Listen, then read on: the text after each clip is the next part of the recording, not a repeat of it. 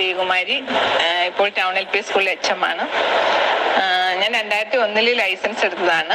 2018 വരെയൊക്കെ ഓൾട്ടോ കാറൊക്കെ ഓടിക്കുമായിരുന്നു. 2018 ഓട്ടോ മാറി ഞങ്ങളുടെ ബലനോ വന്നത്. അപ്പോൾ എന്തോ എനിക്ക് സൈസ് ഒരു പ്രശ്നമായി തോന്നി. പിന്നെ ഞാൻ വണ്ടി എടുക്കാതായി.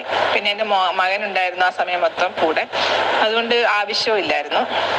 പക്ഷെ ഇപ്പം മകനും പോയതിന് ശേഷം എനിക്ക് ആവശ്യങ്ങളായി. കാരണം എനിക്ക് പലയിടത്തും പോകണം, വണ്ടി ആവശ്യമായി വന്നപ്പോഴാണ് ഞാൻ രമേശ് സാറിനെ കുറിച്ച് അറിയുന്നതും സാറിനെ കോൺടാക്ട് ചെയ്തത്. മോൾക്ക് വേണ്ടിയിട്ടാണ് കോൺടാക്ട് ചെയ്തത്. പക്ഷെ ഞാൻ മോളുടെ കൂടെ ഒരു ദിവസം തന്നെ സാറിൻ്റെ വണ്ടിയിൽ പോയപ്പം ഒത്തിരി കാര്യങ്ങൾ അറിയാൻ കഴിഞ്ഞു.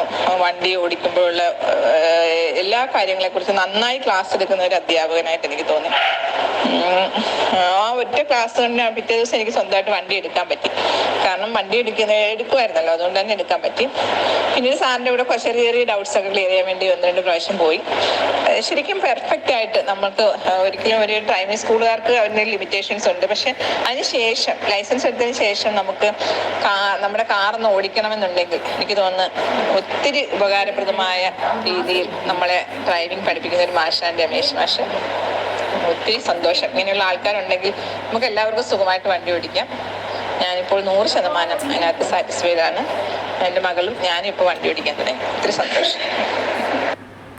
ഡ്രൈവ് വിത്ത് കംഫർട്ട് സോണിൻ്റെ ട്രെയിനിങ്ങുമായിട്ട് ബന്ധപ്പെട്ടൊരു വീഡിയോ ആണ് നിങ്ങളീ കണ്ടുകൊണ്ടിരിക്കുന്നത്. അപ്പോൾ ശരിക്കും ടീച്ചർ നമ്മളെ കോൺടാക്ട് ചെയ്യുന്നത് മോളെ ലൈസൻസ് ഉണ്ട്, മോൾക്ക് വണ്ടി ഓടിക്കാൻ പേടിയാണ് എന്നൊരു രീതിയിലായിരുന്നു ശരിക്കും ടീച്ചർ നമ്മളെ കോൺടാക്ട് ചെയ്യും.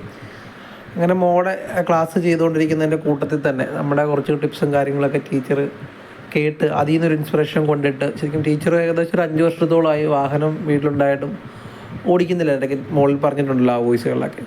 ടീച്ചർ അതിൽ നിന്നൊക്കെ നമ്മുടെ കുറച്ച് ടിപ്സുകളൊക്കെ കണ്ടിട്ട് പിറ്റേ ദിവസം തൊട്ട് തന്നെ സ്വന്തമായിട്ട് വണ്ടിയെടുത്ത് സ്കൂളിൽ പോകാനും കാര്യങ്ങളൊക്കെ റെഡിയായി. അപ്പോൾ ടീച്ചർ ശരിക്കും നമുക്ക് സ്വന്തമായിട്ടൊരു അഭിപ്രായം ഒരു വീഡിയോയിൽ തന്നിട്ടുണ്ടായിരുന്നു. ഈ വീഡിയോ നിങ്ങൾ ഇപ്പോൾ ഈ കണ്ടുകൊണ്ടിരിക്കുന്ന വീഡിയോ അതാണ്.